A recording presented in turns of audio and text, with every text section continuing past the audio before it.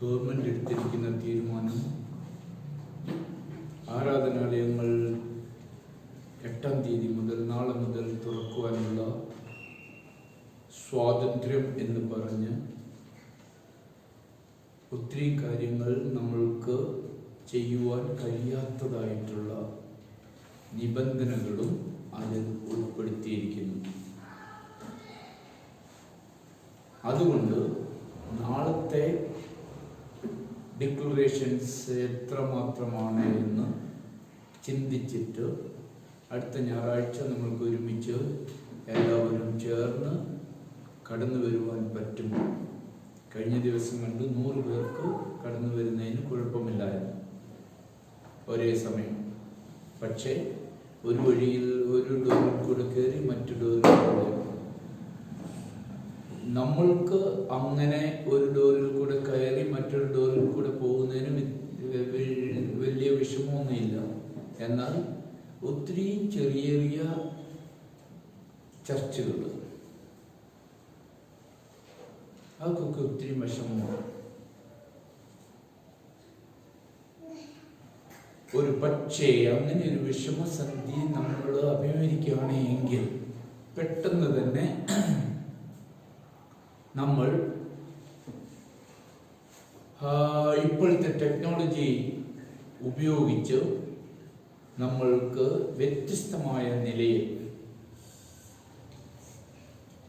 ആരാധന എങ്ങനെ നടത്താം എന്നുള്ളത് ചിന്തിച്ച് അതിന് വേണ്ടുന്നതായിട്ടുള്ള ഫെസിലിറ്റീസ്, അതിന് വേണ്ടുന്നതായിട്ടുള്ള അറേഞ്ച്മെൻറ്റ്സ് ചെയ്തുകൊണ്ട് ഒരേ സമയത്ത് നാം ചർച്ചിലുള്ള എല്ലാ പ്രിയപ്പെട്ടവരും അതിലിടങ്ങളിൽ ആരാധനയ്ക്ക് അവർക്ക് സാക്ഷ്യം പറയാനുള്ള സമയമുണ്ടായിരിക്കും, കുഞ്ഞുങ്ങൾക്ക് ടെസ്റ്റിമണി പറയാനുള്ള സമയമുണ്ടായിരിക്കും.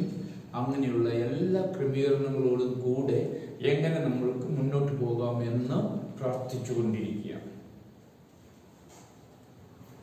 നാളെ ഇപ്പോൾ ഒരു പക്ഷേ 14-ാം തീയതി നമ്മൾക്ക് ഒരുമിച്ച് കൂടി വരുന്നതിനുള്ള നിബന്ധനകൾ നമ്മൾക്ക് കടന്നു വരുവാൻ പറ്റാതിരിക്കുന്നുവെങ്കിൽ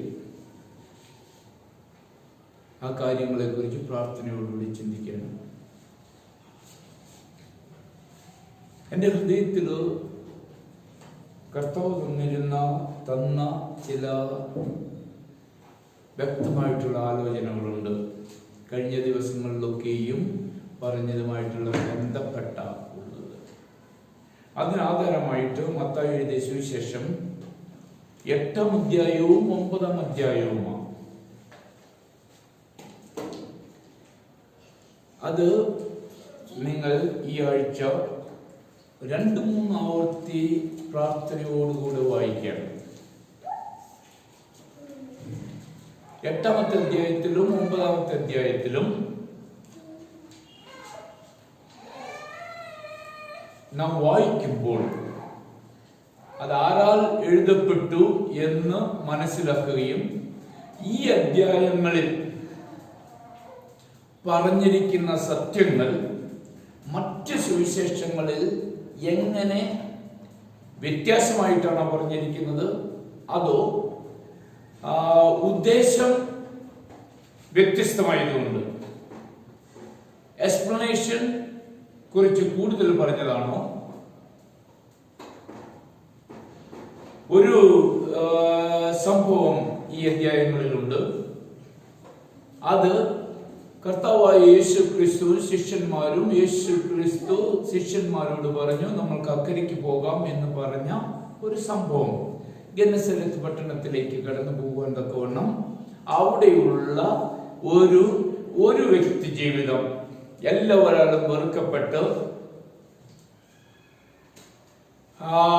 മാനസികമായിട്ടുള്ള തകർച്ചയുടെ ഏറ്റവും വലിയ ഉദാഹരണമായി തന്നെത്താൻ ആത്മഹത്യ ചെയ്യുവാൻ തക്കവണ്ണം ശ്രമിച്ചുകൊണ്ട് ആർക്കും വേണ്ടാത്തവനായി മത്തായി എഴുതിയ സുവിശേഷത്തിൽ ഉള്ളതും മർക്കോസ് എഴുതിയ സുവിശേഷത്തിലുള്ളതും ലൂക്കോസ് എഴുതിയ സുവിശേഷത്തിലുള്ളതുമായ സംഭവങ്ങൾ നിങ്ങൾ വായിച്ചു നോക്കണം. ഏതിനകത്ത് കൂടുതൽ ആഡിങ്സ് ഉണ്ട്, ഏതിനകത്ത് ഇല്ല. അത് എന്തുകൊണ്ടാണ്? അത് ഒക്കെയും വായിക്കുമ്പോൾ, മൂന്നാമത്തെ പ്രാവശ്യം നിങ്ങൾ വായിക്കുമ്പോൾ ഇതൊക്കെയും ചേർത്ത് വായിക്കണം. അങ്ങനെ കുറേശ്ശെ നമ്മൾ പഠിച്ചുകൊണ്ടിരിക്കണം. ഇപ്പോൾ നമ്മൾ അതൊന്നും അല്ല ചിന്തിക്കാൻ പോകുന്നത്. ഇപ്പോൾ ചിന്തിക്കാൻ പോകുന്നത് 8-9 അധ്യായങ്ങളിൽ മത്തായി യേശുവിനെ എങ്ങനെ പ്രസന്റ് ചെയ്തിരിക്കുന്നു. Will you be able to identify and trace the personality of Jesus in these 2 chapters? മറ്റെല്ലാ ഇടങ്ങളിലും ഉള്ളതുപോലെ തന്നെ യേശുവിന്റെ വ്യക്തിത്വം നമ്മൾക്കറിയാം. 4-ാം അധ്യായത്തിൽ, 3-ാം അധ്യായത്തിലും 4-ാം അധ്യായത്തിലും ഒക്കെ നാം വായിക്കുമ്പോൾ കർത്താവായ യേശു ക്രിസ്തു മാനവജാതികൾക്ക് മൊത്തമായി, ദൈവകുഞ്ഞുങ്ങളായി ജനിച്ചവർക്ക് മൊത്തമായിട്ട് ഒരു മാതൃക കാണിച്ചു കൊടുക്കുന്ന സ്നാനമേൽക്കുകയും അതിനുശേഷം പ്രാർത്ഥിക്കുവാൻ തക്കവണ്ണം പിശാചിനാൽ, നാം വായിക്കുന്നത് ഇങ്ങനെ, പിശാചിനാൽ പരീക്ഷിക്കപ്പെടുവാൻ തക്കവണ്ണം ആത്മാവ് യേശുവിനെ മരുഭൂമിയിലേക്ക് നടത്തി.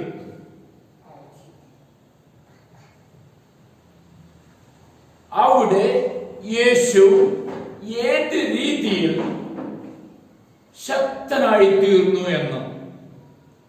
യേശു ദൈവപുത്രനായി, ദൈവമായി കടന്നു വന്നില്ല.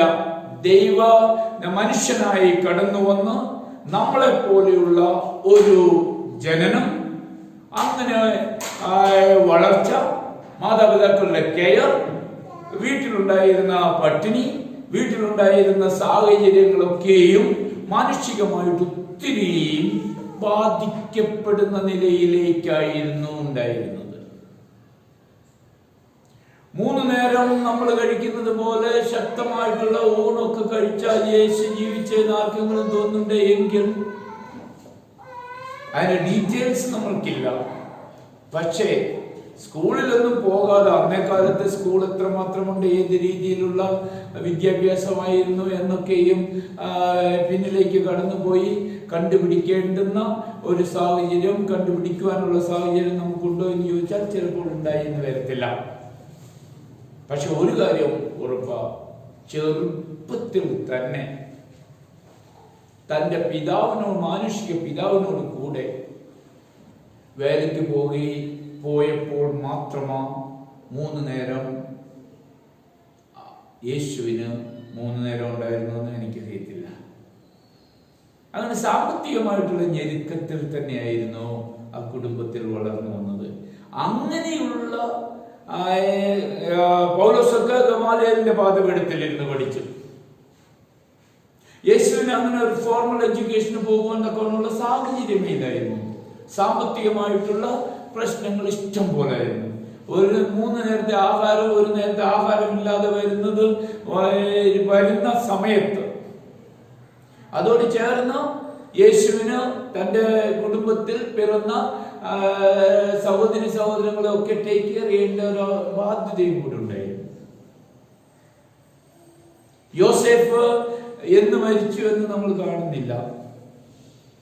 മരിച്ചതിന് ശേഷം തന്റെ സഹോദരങ്ങളെയൊക്കെയും ടേക്ക് കെയർ ചെയ്യേണ്ടുന്ന ഒരു വലിയ ഉത്തരവാദിത്വം തന്നെ ഉണ്ടായിരുന്നു എന്ന് ചോദിച്ചാൽ ഡെഫിനറ്റ്ലി ഉണ്ടായിരുന്നു എന്ന് നമ്മൾക്ക് സംശയമില്ലാതെ അസ്യൂം ചെയ്യാം.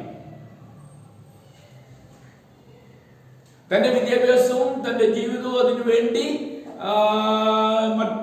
കുടുംബത്തിലുള്ള പ്രിയപ്പെട്ടവരുടെ നന്മയ്ക്ക് വേണ്ടി ഒഴിഞ്ഞു വെച്ചതായിരുന്നുവോ എന്ന് ചോദിച്ചാൽ ഒരുപക്ഷെ ആ രീതിയിലും ചിന്തിക്കാം. 40 നാൾ ദൈവസന്നിധിയിൽ പ്രാർത്ഥിച്ചുകൊണ്ടിരുന്ന പരിശുദ്ധാത്മാവിന്റെ ഉന്നത ഗൈഡൻസോടുകൂടി. അപ്പോൾ യേശു വചനം പഠിച്ചിരുന്നു എന്ന് ചോദിച്ചാൽ 30 വർഷം യേശു വചനം പഠിച്ചു എന്ന് ചോദിച്ചാൽ ഡെഫിനറ്റ് ആയിട്ടും അന്നുണ്ടായിരുന്ന വചനങ്ങളൊക്കെ തനിക്ക് ഒരു പരിധിവരെ മനഃപ്പാഠമായിരുന്നു. വേണ്ടിയ സമയങ്ങളിൽ താൻ അത് ഉപയോഗിച്ചുകൊണ്ടിരുന്നു.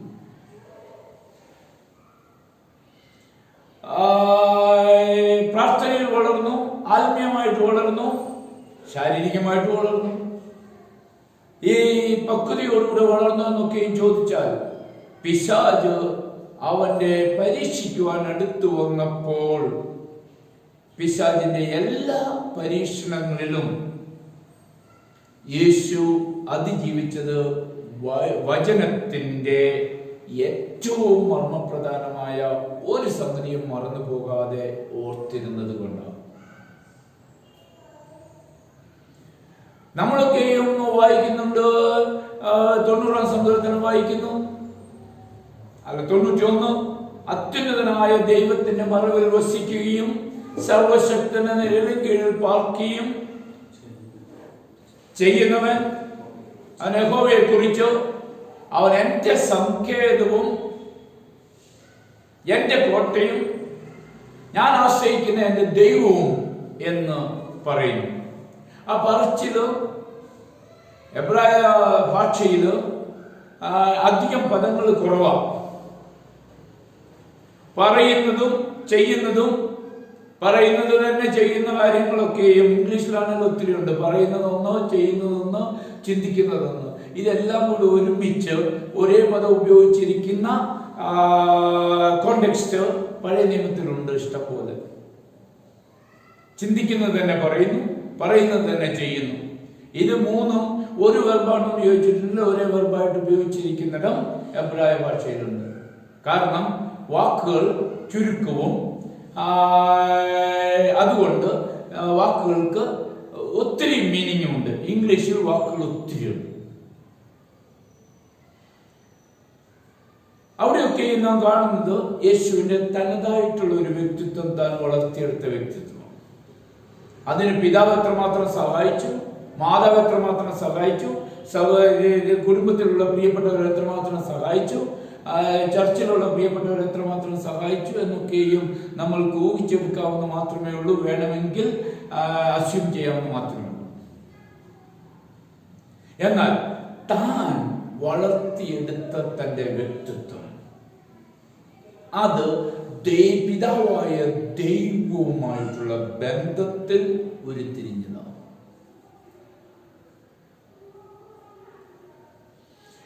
91-ാം സങ്കീർത്തനത്തിലെ ചില വചനങ്ങൾ താന് ഏറ്റെടുത്തപ്പോൾ, അവൻ നിന്നെ കൈകളിൽ വഹിച്ചുകൊള്ളും, സിംഹത്തിന്മേലും അണലിമേലും നീ ചവിട്ടും, ബാലസിംഹത്തെയും പെരുമ്പാമ്പിനെയും നീ മരിച്ചു കളയും. എന്നിട്ട് അതിന്റെ മുകളിൽ നീ ചാടിക്കൂ, ചാടിയാൽ നിന്റെ കാൽ കല്ലിൽ തട്ടിപ്പോകാതെ വേണം അവൻ നിന്നെ കൈകളിൽ വഹിച്ചുകൊള്ളൂ. ഇതൊക്കെ തന്നെ തന്നെ തന്നെ ചാടുവാൻ പ്രേരിപ്പിക്കുന്ന ഒന്നായിരുന്നില്ല. പിതാവിന്റെ ഇഷ്ടം ചെയ്യുവാൻ ശക്തമായി പിതാവ് എന്നെ ഏൽപ്പിച്ചിരിക്കുന്ന ഒരു ഉത്തരവാദിത്വം അത് ചെയ്തെടുക്കുവാൻ തക്കവണ്ണം തടസ്സമായി താൻ വളർത്തിയെടുത്തൊരു വ്യക്തിത്വമുണ്ട്. ദൈവത്തോട്, പിതാവായ ദൈവത്തോട് ആലോചന ചോദിക്കാതെ ഒരു സ്റ്റെപ്പും താൻ എടുത്തിരുന്നില്ല. അത് പിശാചിനാൽ പരീക്ഷിക്കപ്പെടുമ്പോഴായിക്കോട്ടെ, ദൈവിക ഇഷ്ടം ചെയ്യുമ്പോഴായിക്കൊള്ളട്ടെ, അല്ലെങ്കിൽ ദൈവിക പ്രവർത്തനം ചെയ്യുമ്പോഴാകട്ടെ, സൗഖ്യമാക്കുമ്പോഴാകട്ടെ, ഭൂതഗ്രസ്തന്മാരെ എല്ലാം എക്സ്പെൽ ചെയ്യുമ്പോഴായിക്കോട്ടെ, ഏതവസ്ഥയിലും താൻ തനതായിട്ടുള്ള ഒരു ഇഷ്ടത്തെ നിറവേറ്റിയതായിട്ട് വചനത്തിൽ എഴുതിയിരിക്കുന്ന, സുവിശേഷം എഴുതിയിരിക്കുന്ന ഒരാളും പറഞ്ഞിട്ടില്ല. ലൂക്കോസ് എഴുതിയ സുവിശേഷം 6-ാം അധ്യായം 12-ാമത്തെ വാക്യത്തിൽ നാം വായിക്കുന്നു, അവൻ മലയിലേക്ക് കയറിപ്പോയി രാത്രി മുഴുവനും പ്രാർത്ഥനയിൽ ചിലവഴിച്ചു. പ്രാർത്ഥനയിൽ ചിലവഴിച്ചിട്ട് കടന്നു വന്നിട്ട് ദൈവിക പ്രവർത്തനം, തന്നെ ഏൽപ്പിച്ചിരിക്കുന്ന പ്രവർത്തനം, താൻ ചെയ്തെടുക്കുന്ന പ്രവർത്തനം തുടർന്നു കൊണ്ടുപോകുവാൻ തക്കവണ്ണം ആഴമേറിയ സമർപ്പിക്കപ്പെട്ട പ്രിയപ്പെട്ടവരെ ആവശ്യമെന്നറിഞ്ഞ് 12 ശിഷ്യന്മാരെ തിരഞ്ഞെടുത്തതായിട്ട് നാം കാണുന്നു. അതിന്റെ പിന്നിൽ രാത്രി മുഴുവനും പ്രാർത്ഥനയിലിരുന്നതായിട്ട് നാം കാണുന്നു.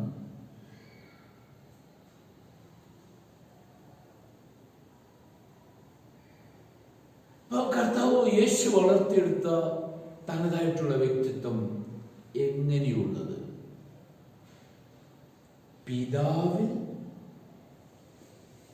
പിതാവായ ദൈവത്തിൽ വലിയൊരു വ്യക്തിത്വം താൻ വളർത്തിയെടുത്തു എന്ന് നാം കാണുന്നു. നിങ്ങൾക്കെല്ലാവർക്കും അറിയാം, കർത്താവ് ഒരിക്കൽ ശിഷ്യന്മാരോട് പറഞ്ഞു, എന്നെ വിളിച്ചവന്റെ ഇഷ്ടം ചെയ്യുന്നതാ എൻ്റെ ആഹാരം. അതെപ്പോഴാണെന്ന് ചോദിച്ചിട്ടുണ്ട്. സമരിയ സ്ത്രീയെ ആയിട്ടുള്ള ബന്ധത്തിൽ 4-ാം അധ്യായത്തിൽ നാം കാണുന്നുണ്ട്. യോഹന്നാൻ എഴുതിയ സുവിശേഷം 4-ാം അധ്യായത്തിൽ നാം കാണുന്നുണ്ട്. ശിഷ്യന്മാരെ എല്ലാവരെയും പട്ടണത്തിലേക്ക് പറഞ്ഞു വിട്ടു, ആഹാരം, ബ്രേക്ക്ഫാസ്റ്റ് കൊണ്ടുവരാൻ, ഉച്ചയ്ക്ക് ആഹാരം കൊണ്ടുവരാൻ എന്നൊക്കെ വന്നു. അങ്ങനെ ശിഷ്യന്മാരെ എല്ലാവരെയും പറഞ്ഞയച്ചപ്പോൾ അവർ തിരിച്ചു വരുന്നതിന് മുമ്പായിട്ട് സമരിയ സ്ത്രീയെ ദൈവത്തിന്റെ ഇഷ്ടപ്രകാരം അവളുടെ സംശയങ്ങളെല്ലാം മാറ്റി, തെറ്റുകളെല്ലാം തിരുത്തി അവൾ ദൈവസന്നിധിയിൽ സമർപ്പിക്കപ്പെട്ടവളായി കാണുന്നതുമായിട്ടുള്ള ബന്ധത്തിൽ ശിഷ്യന്മാർ വിചാരിച്ചു, ഞങ്ങളെ പറഞ്ഞയച്ചിട്ട് സമരിയ സ്ത്രീ കൊണ്ടുവന്ന ഭക്ഷണമെല്ലാം കഴിച്ച് എല്ലാ നിലയിലും സന്തോഷിച്ചുകൊണ്ടിരുന്ന് നമ്മളെ ബിട്രേ ചെയ്തു എന്നുള്ള ഒരു രീതിയിലേക്ക് ചിന്തിച്ചപ്പോൾ കർത്താവ് പറഞ്ഞ ആ കോണ്ടെക്സ്റ്റിൽ കർത്താവ് പറഞ്ഞതാ, എന്നെ അയച്ചവന്റെ ഇഷ്ടം ചെയ്യുന്നത് എൻ്റെ ആഹാരം. ആഹാരം എന്തിനാ കഴിക്കുന്നതെന്നൊക്കെ നമുക്ക് അറിയാം. വിശക്കുന്നതിനല്ല ആഹാരം കഴിക്കുന്നത്, വിശപ്പിനാണ് ആഹാരം കഴിക്കുന്നത്. വിശപ്പുള്ളവർ ആഹാരം കഴിക്കും എന്നുള്ളത് യാഥാർത്ഥ്യം. വിശപ്പിന് വേണ്ടിയല്ല ആഹാരം കഴിക്കുന്നത്. ആഹാരം കഴിക്കുന്നത് നമ്മൾക്ക് നടക്കുവാൻ വേണ്ടുന്ന ആരോഗ്യം ഉണ്ടാകേണ്ടതിന് വേണ്ടിയാണ്. പിന്നെ ടേസ്റ്റ് തിരിച്ചറിയാനൊക്കെ കൊണ്ട് ദൈവം നല്ലൊരു നാവ് തന്നത് കൊണ്ട് ടേസ്റ്റോടുകൂടി ചെയ്തെടുക്കുക. ആന്ധ്രയിൽ പോയാൽ അവരുടെ ടേസ്റ്റ്, കേരളത്തിൽ വന്നാൽ കേരളത്തിലെ ടേസ്റ്റ്, കർണാടകയിലെ ടേസ്റ്റ് നമ്മൾ അധികം രുചിക്കാറുണ്ടോ എന്ന് ചോദിച്ചിട്ടുണ്ടെങ്കിൽ so far I did not so much. പക്ഷേ മുദ്ദയൊക്കെ കഴിക്കുന്നത് എനിക്കിഷ്ടമാണ്.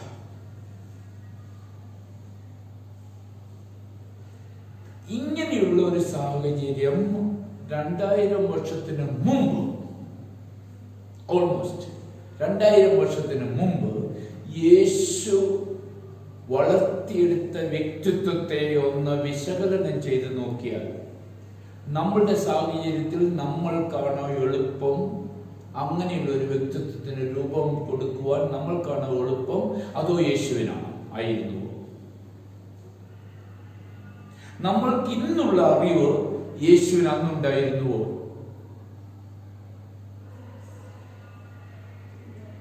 അതിലധികമായി താൻ വളർത്തിയെടുത്തു. റീച്ചബിളായിട്ട് യേശുവിന് നമുക്ക് ഇന്നുള്ള അറിവ് സമ്പാദിക്കുവാനുള്ള മുഖാന്തരങ്ങൾ അന്ന് യേശുവിനുണ്ടായിരുന്നില്ല. ഏറ്റവും വലിയ സോഴ്സ് ആയിട്ടുള്ള സർവശക്തനായ ദൈവവുമായിട്ടുള്ള ബന്ധം വളർത്തിയെടുത്തപ്പോൾ ദൈവത്തിൽ നിന്ന് ലഭ്യമായിരിക്കുന്ന ഉന്നതകരമായ ഗൈഡൻസും വിസ്ഡവും ഇതൊക്കെയും വളർത്തിയെടുത്ത് താൻ തനക്കായിട്ട് ഒരു തനതായിട്ടുള്ള വ്യക്തിത്വത്തിന് രൂപം കൊടുത്തുകൊണ്ട് പറഞ്ഞു, ഞാൻ നമ്മൾക്കെല്ലാവർക്കും ഒരു മാതൃകയായി തീർന്നുകൊണ്ടാണ് 8ഉം 9ഉം അധ്യായത്തിൽ നാം കാണുന്ന ഒത്തിരി കാര്യങ്ങൾ. നമുക്ക് തിരിഞ്ഞു വരാം. 8ാം അധ്യായത്തിലും 9ാമത്തെ അധ്യായത്തിലും മൊത്തമായിട്ട് വേഗം. 7ാമത്തെ അധ്യായത്തിൽ 28, 29 വചനങ്ങൾ പറയുന്നു. ഈ വചനങ്ങളെ യേശു പറഞ്ഞു തീർന്നപ്പോൾ പുരുഷാരം അവന്റെ ഉപദേശത്തിൽ വിസ്മയിച്ചു. അവരുടെ സാക്ഷിമാരെ പോലെ അല്ല, അധികാരമുള്ളവനായിട്ട് അത്രേ അവൻ അവരോട് ഉപദേശിച്ചത്. ഇത് പറഞ്ഞ് 7ാം അധ്യായം അവസാനിക്കുമ്പോൾ അവൻ മലയിൽ നിന്നിറങ്ങി വന്നാല് വളരെ പുരുഷാരം അവനെ പിന്തുടർന്നു. അപ്പോൾ ഒരു കുഷ്ഠരോഗി വന്ന് അവനെ നമസ്കരിച്ച്, കർത്താവേ, നിനക്ക് മനസ്സുണ്ടെങ്കിൽ എന്നെ ശുദ്ധമാക്കുവാൻ കഴിയും എന്ന് പറഞ്ഞു. ഈ കുഷ്ഠരോഗി സോഷ്യൽ ഡിസ്റ്റൻസ് ഒക്കെ പാലിച്ചോ എന്ന് ചോദിച്ചിട്ടുണ്ടെങ്കിൽ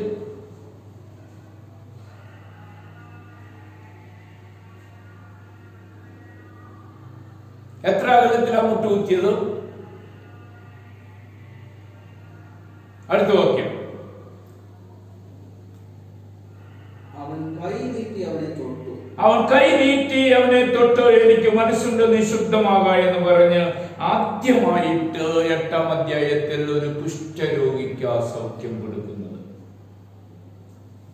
ഇത് കർത്താവ് കൊടുത്ത സൗഖ്യമാണോ കുഷ്ഠരോഗി പ്രാപിച്ചെടുത്ത സൗഖ്യമാണോ?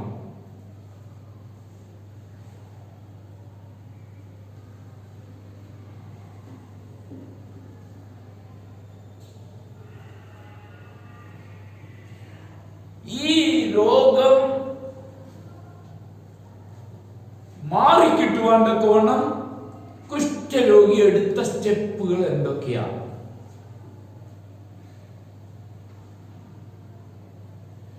നമ്മൾ കൊറോണ ബാധിക്കപ്പെട്ടതിന് ശേഷം എടുക്കുന്ന സ്റ്റെപ്പുകളോ ബാധിക്കപ്പെടാതിരിക്കുവാൻ എടുക്കുന്ന സ്റ്റെപ്പുകളോ? ചർച്ചിലുള്ള നാം എല്ലാവരും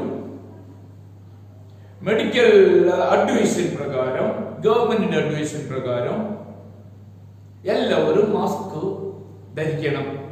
അത് പുറമെ കാണത്തക്ക രീതിയിലുള്ള ഒരു മാസ്കിന്റെ കാര്യമാണ് ഞാൻ പറയുന്നത്. ഇല്ല എങ്കിൽ നമുക്ക് എല്ലാവർക്കും തനതായിട്ടുള്ള ഒരു മാസ്ക് ഉണ്ട്.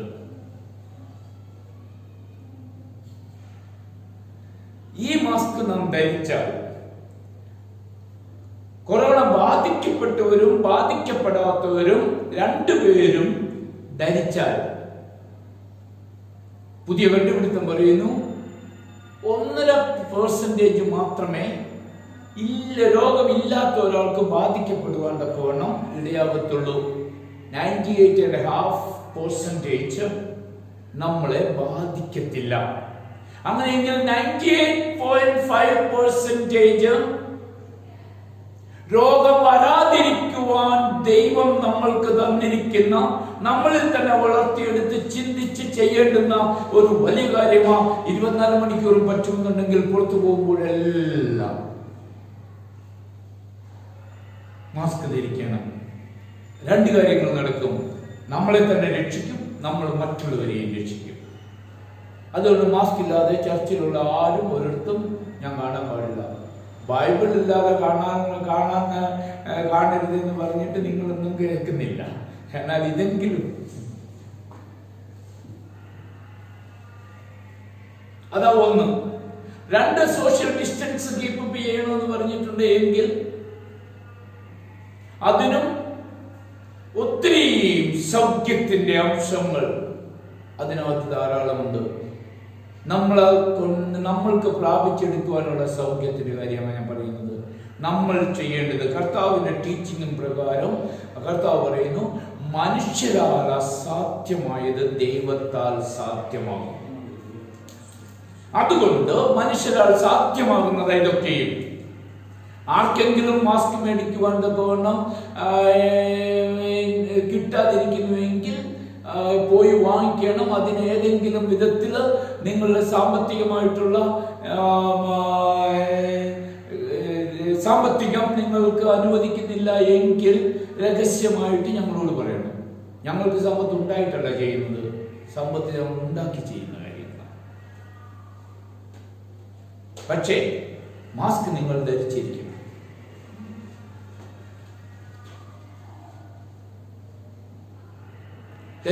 ധരിക്കാതെ ഒരിടത്തും നമ്മളെ കാണരുത്. അഥവാ ഈ സ്റ്റെപ്പ് നമ്മൾ എടുക്കാതെ നമ്മൾക്കിത് ബാധിക്കപ്പെട്ടാൽ പിന്നെ ദൈവത്തിന്റെ കൃപയിൽ മാത്രം ആശ്രയിക്കാനേ പറ്റത്തുള്ളൂ. പ്രാർത്ഥിച്ചോ എനിക്ക് സൗഖ്യം തരണമെന്ന് ഡിമാൻഡ് ചെയ്യുവാൻ കൊണ്ട് ദൈവസന്നിധിയിൽ ഡിമാൻഡ് ചെയ്യാനുള്ള റൈറ്റ് നമ്മൾക്ക് ഓട്ടോമാറ്റിക്കായിട്ട് നഷ്ടപ്പെടും. നമ്മൾ ചെയ്യേണ്ടുന്ന നമ്മളുടെ കഴിവുള്ളത് ചെയ്യാതിരുന്നാൽ.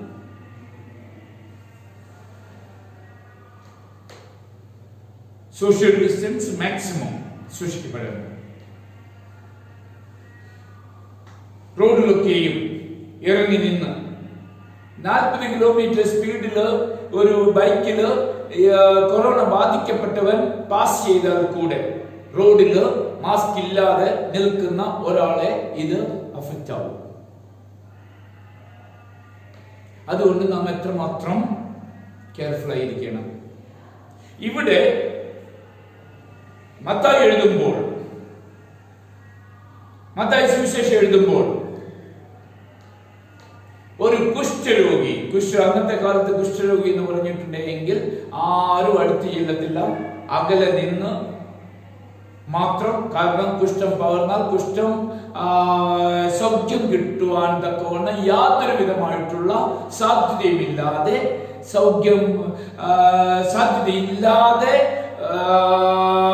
രോഗവിമുക്തി കിട്ടുവാൻ തക്കവണ്ണം മെഡിക്കൽ സയൻസിൽ യാതൊരു വിധമായിട്ടുള്ള സാധ്യതയും ഇല്ലാതിരുന്ന ഒരു കാലഘട്ടം. അത് ദൈവത്തിന് മാത്രമേ കൊടുക്കുവാൻ കഴിയത്തുള്ളൂ. അങ്ങനെയുള്ള ഒരു കുഷ്ഠരോഗി മുമ്പിൽ വന്ന് മുട്ടുകുത്തി,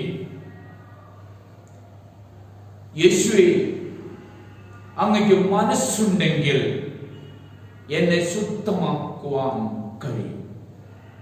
ഒരാൾ പോലും തൊടുവാൻ ധൈര്യപ്പെടാത്ത കുഷ്ഠരോഗിയെ യേശു തൊട്ട് സൗഖ്യം കൊടുത്തു എന്ന് നാം കാണുന്നു. ആ തൊടുന്നത് എബ്രായ ഭാഷയുമായിട്ടുള്ള ബന്ധത്തിൽ വെറും ഒരു തൊടലല്ല, അവന്റെ ഫിസിക്കലായിട്ടുള്ള ആരും അടുത്ത് ചെല്ലുന്നില്ല ഏകാന്തതയെ മാറ്റിക്കൊണ്ട് യേശു അവന് ഉന്നതകരമായ ഒരു പുതു അനുഭവത്തെ കൊടുക്കുക ചെയ്തത്. കെട്ടിപ്പിടിച്ച് സൗഖ്യം കൊടുത്തു എന്ന് പറഞ്ഞാൽ അവന്റെ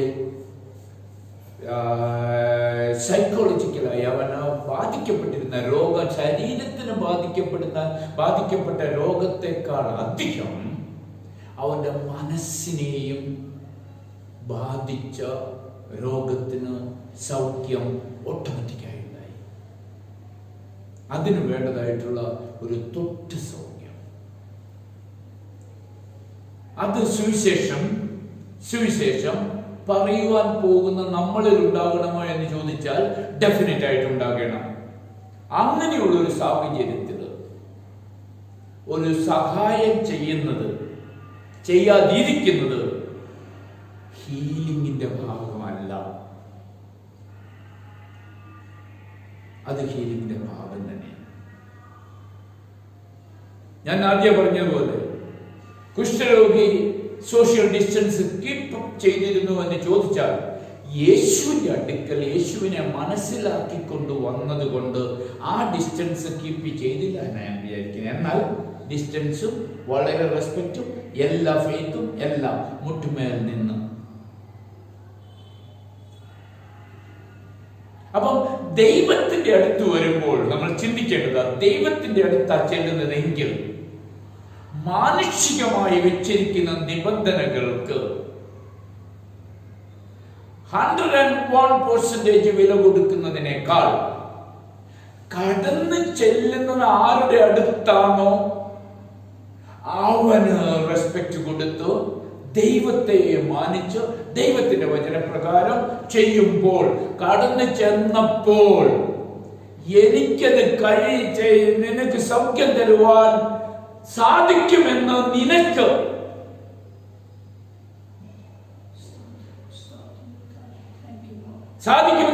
വിശ്വാസമുണ്ടോ? വിശ്വാസമുണ്ട് എന്ന് പറഞ്ഞ് മുട്ടുകുത്തിയതിനു ശേഷം വിശ്വാസമുണ്ട് എന്ന് ചോദ്യം ചോദിക്കുന്നതും. അപ്പൊ ദൈവത്തിന്റെ അടുത്തേക്ക് കടന്നു വന്നാൽ മാനുഷിക മൂല്യങ്ങളെക്കാൾ ഉപരി അതിനെ അനുസരിക്കേണ്ട എന്നല്ല അതിന്റെ അർത്ഥം. എന്നാൽ ദൈവത്തിന്റെ സന്നിധിയിൽ വരുന്നതിന് പരിമിതി ഉണ്ടായിരിക്കരുത്. മനുഷ്യൻ വെച്ചിരിക്കുന്ന യാതൊരു വിധമായിട്ടുള്ള പരിമിതികളും ദൈവത്തിന്റെ സന്നിധിയിലേക്ക് കടന്നു ചെല്ലുവാൻ തക്കവണ്ണം നമുക്കതൊരു തടസ്സമായി വരാതിരിക്കുവാൻ തക്കവണ്ണം. കാരണം ദൈവത്തിന്റെ സന്നിധിയിലേക്ക് കടന്നു ചെല്ലുമ്പോൾ നമുക്കുണ്ടാകുന്നത് ശാരീരിക സൗഖ്യം മാത്രമല്ല, നമുക്ക് ആത്മീക സൗഖ്യവും നിത്യസൗഖ്യവും കിട്ടുന്നത് കൊണ്ട്, ഏറ്റവും കൂടുതൽ അനുഗ്രഹം ഉണ്ടാകുന്നത് കൊണ്ട് ദൈവത്തിന്റെ കൽപ്പനകളെ അനുസരിക്കേണ്ടത്, ദൈവത്തിന്റെ നിബന്ധനകളെ പാലിക്കേണ്ടത് അതുകൊണ്ട് ആദ്യമായിട്ട് ഇവിടെ കാണുന്നത് ഒരു